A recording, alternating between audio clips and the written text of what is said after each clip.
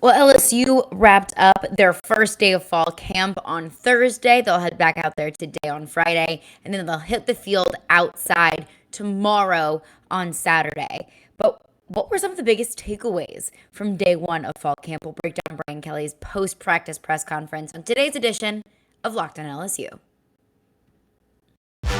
You are Locked on LSU, your daily podcast on the LSU Tigers.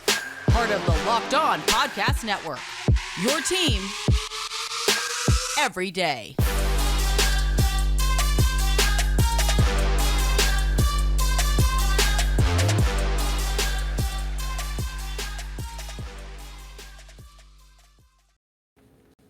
Well, thank you for making Locked on LSU your first listen every day. We are free and available wherever you get your podcasts. And today's podcast is brought to you by Bet Online. Bet Online has you covered this season with more props, odds, and lines than ever before. Bet Online, it's where the game starts. I'm Caroline Fenton, and I'm your host, as I am every day. I graduated from LSU a few years ago, and I now host a sports talk radio show in Nashville, Tennessee for 102.5 The Game. But LSU football wrapped up day one of fall camp on Thursday, and Brian Kelly spoke to the media to kind of recap what he saw in camp. And admittedly, I'll be totally honest with y'all, I'm not able to make it to fall camp. I live in Nashville. Obviously, fall camp is not in Nashville. So I'm going to be doing my best, kind of gather information from the wonderful people who are there and are covering covering practices. But I'm really going to focus in on what Brian Kelly has to say, what the players have to say, with the media availabilities, what I'm able to take out of those. So I'm feeding you the most, authentic information that I can gather. Just, a little bit of a heads up. Just want to be completely transparent with y'all. But first practice, the vibe that I got from Brian Kelly, easy, laid back, just trying to get back into the swing of things. I'm assuming just a lot of walkthroughs. That's what he mentioned, just easy. Let's get back into how to practice, how we're going to do things. That's my interpretation of how today is going to go as well, is, a little bit lighter, a little bit easier. Let's get used to this new schedule. And then on Saturday, nose to the grindstone, they head outside and things will get popping on Saturday. A couple injury updates that Brian Kelly mentioned, just two players that are held back so far in practice. Jack Besh is dealing with some shin splints. Brian Kelly said he should be available soon, but he's limited now. Demario Tolan is another one who's limited. He had a discectomy, which I had to Google. Honestly, I didn't know what that means. But it's taking out a portion of a disc in your spine or an entire disc itself, which sounds a little bit scary. But Brian Kelly said he should be able to be back soon, just is limited at the moment. So those are at least two positive things. If you're going to look at who's unavailable, it's two things that should be healed quickly, and those two players should be back out on the practice field soon enough. But one thing, and Brian Kelly also mentioned too, a starting quarterback is not going to be named yesterday or today, and my assumption is that it's not going to be named anytime soon. I don't think that they want to divulge any more information than absolutely positively necessary, and that'll be about a little less than a month from now.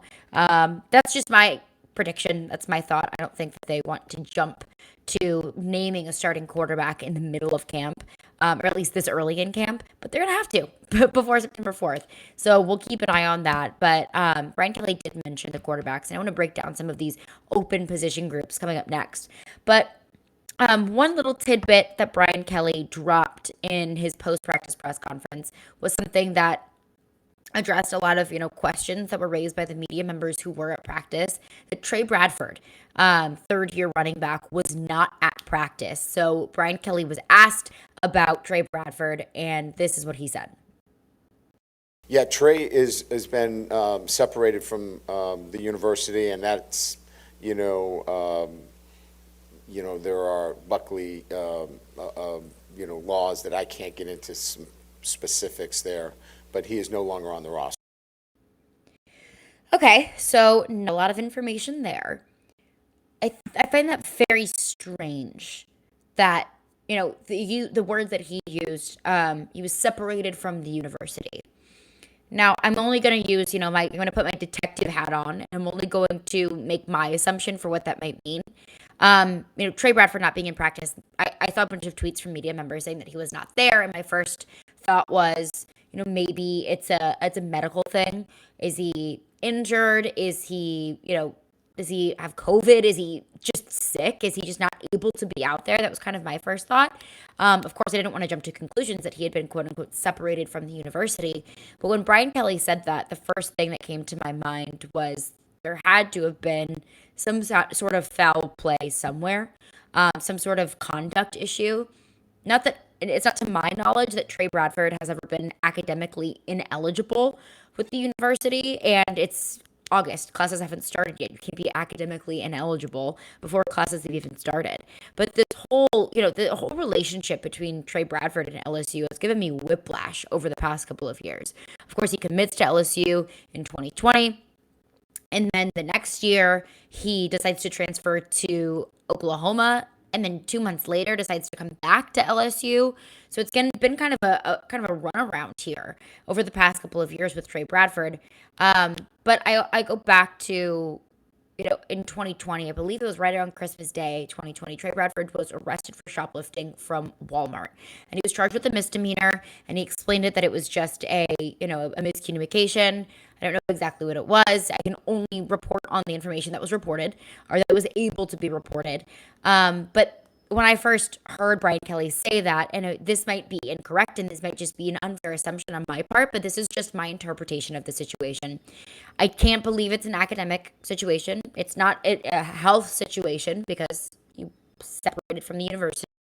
And he has a past of conduct issues or run-ins with the law. I don't know if it happened. I don't know if it was in the university, not necessarily a legal issue, but if there was some sort of, LSU student code of conduct that he violated. I don't know how that works while classes aren't in session. I don't know if he was maybe taking summer classes, and I don't know what it meant. But I don't know. I mean, Brian Kelly's not going to tell us. I don't think we're ever going to find out unless the information wants to get out there. But that can only be my assumption of what is going on with Tre Bradford. Is it's either a code of conduct issue within the university or a legal conduct issue outside of the university that kind of manifested itself into being a violation of the student code. So I don't know, but I thought it was very strange, very odd that the way that all played out with Tre Bradford. But, just to take things back to the football field side of things, this running back room is pretty stacked for LSU. Of course, losing Tre Bradford, he's a very talented player. He hasn't been able to produce a ton throughout his career at LSU. I don't believe that he's hit the triple-digit mark throughout his 2 years at LSU in rushing yards. But he's a talented player, and I hope he's okay. Just speaking as a human from the heart, I hope he's okay. I think everything's fine, and I hope that he's able to continue his football career elsewhere. But again, this running back room is stacked. This running back room has enough players in it that can get in there and contribute right away. So, coming from a football perspective, I think LSU will be just fine. But coming up next, some open spots that are open for competition in camp. Who is competing for what spot and in what position groups? Are there several players vying for that starting spot? Brian Kelly breaks it down. Coming up next. But before we do that, I'll tell you about Bet Online because it is the fastest and easiest way to check in on all of your betting needs. You can find your favorite sports and events at the #1 online source for odds, lines, and games. You can find reviews and news of every league. They've got Major League Baseball, NFL, NBA, NHL, combat sports, esports, and even golf. You could have bet on the Hall of Fame game last night, which is fun to watch football on TV on Thursday night. But BetOnline continues to be the top online resource for all of your sports wagering information. They've got live in-game betting, scores, and podcasts. They've got you covered. So head to BetOnline today or use your mobile device to learn more about the action happening today. BetOnline, where the game starts. Well, thank you for making Locked On LSU your first listen every day. We are free and available wherever you get your podcasts. So first day of fall camp wrapped up yesterday, and I think the most fun thing for me going into this fall camp is how many spots are open. I know that's can be kind of an intimidating thing going into a football season as a fan, not really knowing exactly what veteran is going to be in what spot, or, things are kind of up in the air. It can be a little bit intimidating. It can be kind of nerve-wracking trying to predict, how should I feel about my team this season? But I think that's going to be really fun to watch unfold in camp. So on yesterday's episode, we talked about some of the position groups that I was excited to look into, of position groups that I didn't think that there was a certified starter. But Brian Kelly broke down the position groups that he's looking to fill and who is vying for those spots. I think it's been answered by the way these questions have been posed as to whether it's the offensive line, which I said, I think, be patient, the quarterback position, the cornerback position. I think that those three critical areas, right? Corners, offensive line, and quarterback. A lot of good and bad things happen in those units, and there's questions that have to be answered. Now, I stand here in front of you feeling pretty good about the players that we've put together in a very short order that can go out and play at a high level in the SEC. But the fact of the matter remains, we got to figure out who those guys are. And so we're going to go through camp and have to make some tough decisions and quite frankly, rely on evaluations in camp to do that. And that's a little bit different in my years. Generally, we've had guys kind of, everyone says the depth chart, it's always open, but, you always have a guy penciled in somewhere. There's not a lot of penciling in yet. So, yes, to your questions, there's some work to be done. So I don't think that's anything new to us. Of course, it might be a little bit unsettling hearing that, hey, we don't even have guys even in, of course there's guys in consideration, but we don't have that one guy to have in mind to say, okay, I think this is going to be our guy. I think this is going to be our starting corner, our starting left guard, or whatever that might be. But I also don't think that that's anything that we didn't already know. And I think that this is a unique situation that Brian Kelly finds himself in after coming from, a stable program where he had established himself for quite a long period of time. You can only assume that you have a pretty consistent turnover from year to year, and you have consistent recruiting of year to year. So you have a good idea of who's coming in. If there's an open spot, you kind of have a good idea of who's going to take it. And this is a unique scenario that he finds himself in, and I think it's going to be really interesting to see how he navigates it, being a first-year head coach for the first time in, 12-ish years. But I mentioned on yesterday's podcast some position groups that I thought were open for competition, and I think Brian Kelly in that soundbite just confirmed it for you. He's mentioned the corners, the offensive linemen, and the quarterback. I think we all kind of assumed that those would be position groups that would be open, but it was confirmed there. So let's start with the cornerback position. Brian Kelly was asked about Jarek Bernard-Converse, how he's coming along since he's transferred in from Oklahoma State, and also who else is going to be taking the field in the backfield defensively.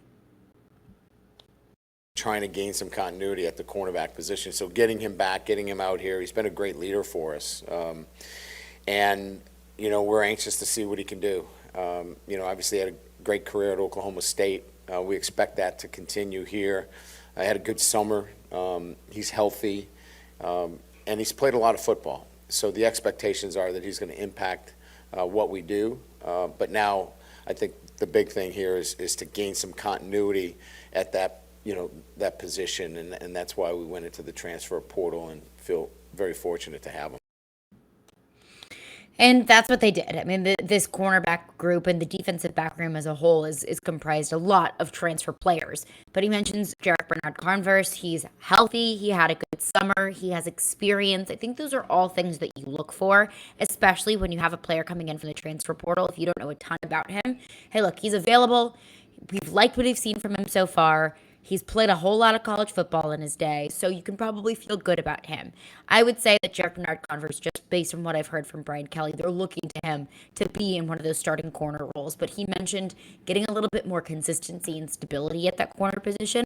I think if you can find a few guys that can go out there and be the same kind of thing, healthy and available and consistent and showing their experience, I think that's all important. So corners absolutely going to be a position group that I keep an eye on moving forward in camp. Jarrett Bernard-Converse seems like an early front runner for winning a starting job. Does he maintain that role, or are there some come from behind guys that are going to start kind of nipping at his heels for competing for a starting job? Brian Kelly also mentioned the offensive line position being up for grabs. I don't think that's a surprise to us. I mean, you had over from last year, you had players coming in from the transfer portal. You've got kids that you recruited in coming in for their true freshman year, a la Will Campbell, left tackle. So here is what Brian Kelly had to say about the offensive line and how that competition is kind of heating up now that camp has started.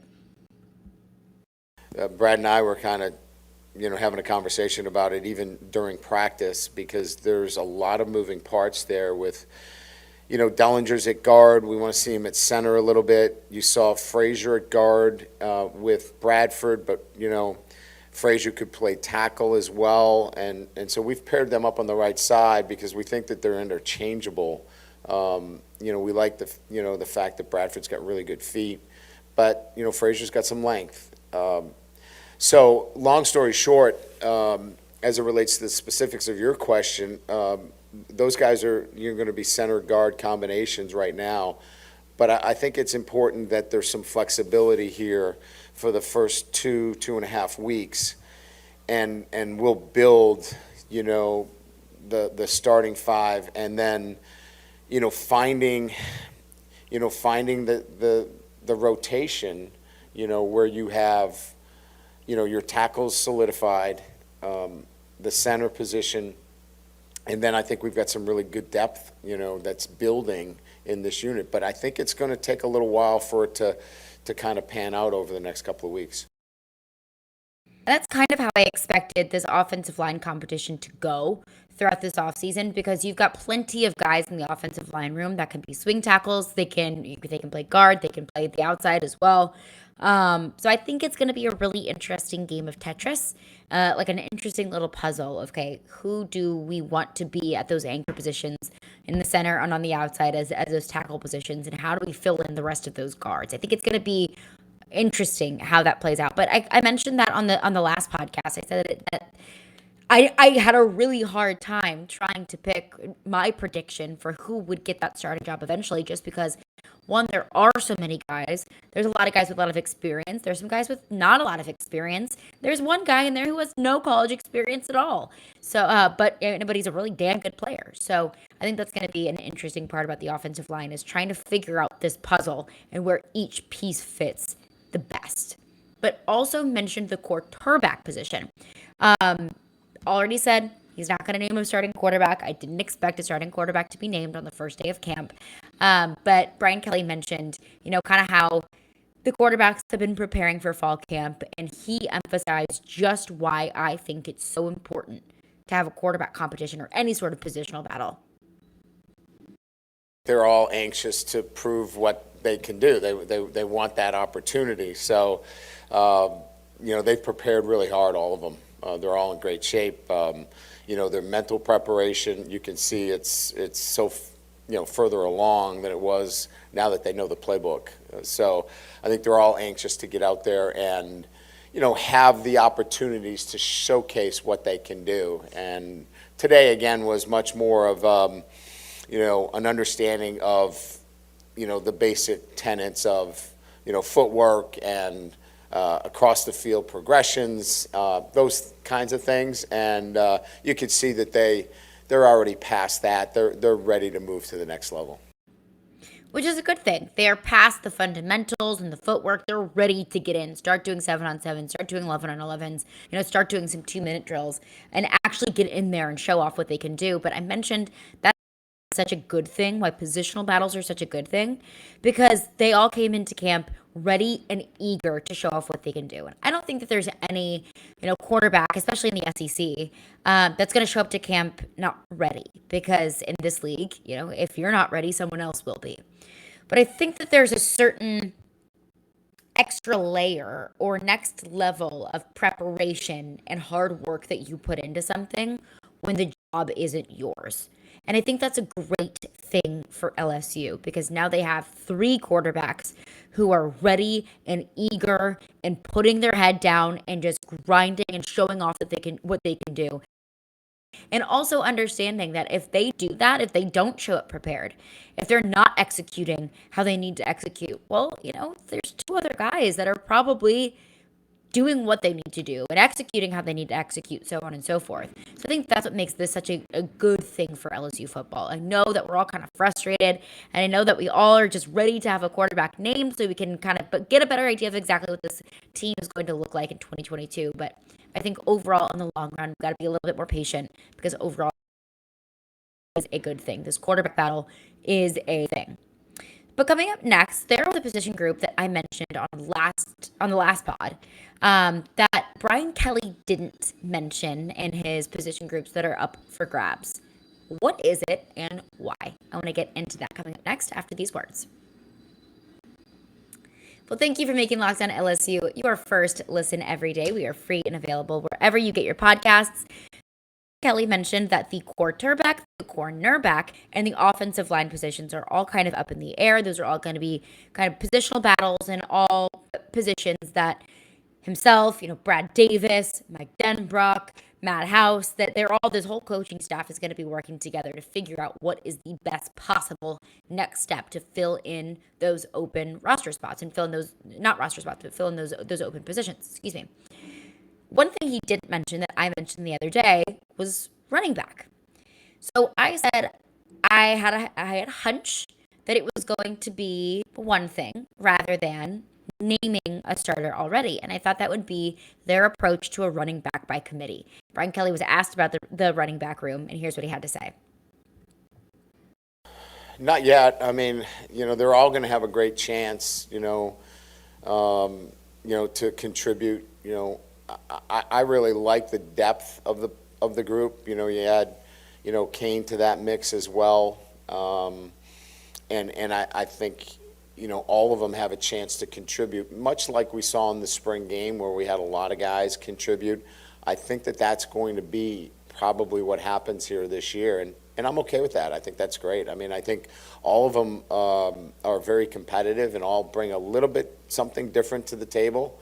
But all will contribute in some fashion. I think that was Brian Kelly's way of just telling you that that's their approach, is that it's going to be a running back by committee without saying those words. And that's all just my interpretation, saying that they're all going to get a chance to contribute. A la the spring game when they had several running backs coming in and out and they were all getting reps. I think that's what you're going to see throughout the regular season. And I had a hunch about it.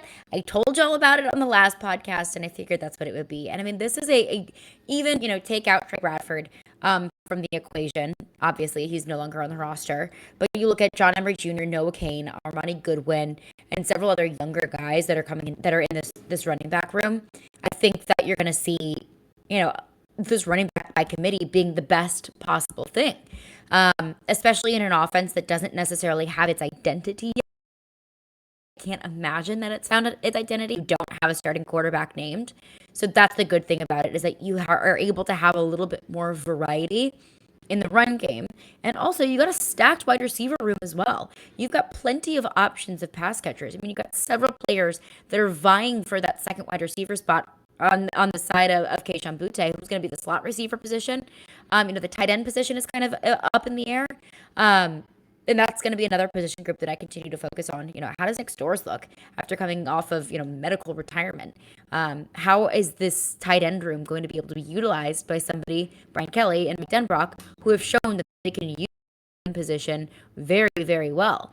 But I think that having some variety and having a few different guys that can contribute in the run game, that's a good thing. And I'm excited to see it, especially when you have a guy in John Emery Jr. who, what was academically ineligible last year, so he's a year removed from being on the playing field.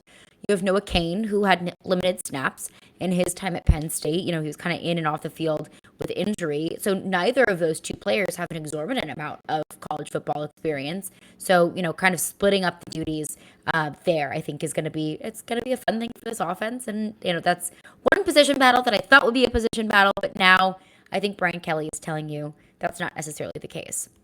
Another subset of all of this is Brian Kelly is new and he's had very limited media availabilities. you have SEC Media Days, his introductory press conference. He had a spring game press conference. I mean, I think I could count on my two hands the number of times that Brian Kelly has gotten in front of the media and answered questions. And that's just how he rolls. That's different from, maybe the past coaching staffs. But, if that's what he has to do to just go out and recruit, I'd like to hear a little bit more from him. But, I mean, if that's going to be your thing, then go out and do your job. That's all I would ever ask him to do is do your job. So I think I'm still learning Brian Kelly-ese or Brian Kelly-isms. I think that every coach has their own unique way of communicating.